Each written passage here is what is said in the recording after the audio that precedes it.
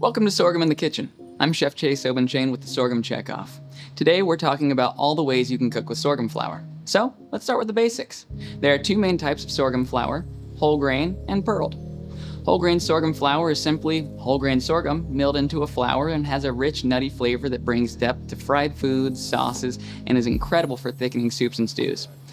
Pearled sorghum flour is pearled grain sorghum, or grain that has the bran and the germ removed. It has been milled down into a flour.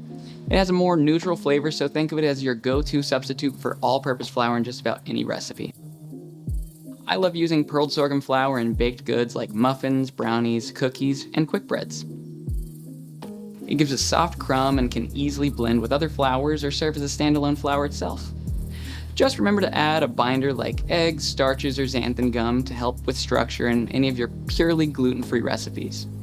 Whole grain sorghum flour also makes an excellent base for frying batters and breadings, so you can use it to coat things like chicken tenders, onion rings, or vegetables because it delivers a light, crispy texture that holds up well and feels like a lighter twist to your traditional fried foods.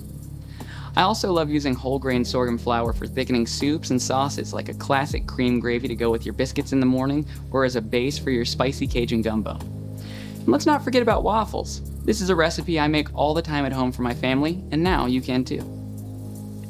Sorghum flour captures air like traditional all-purpose flour to create a beautifully light, fluffy waffle with a crisp golden crust and a soft interior. All the things you really want in a good waffle.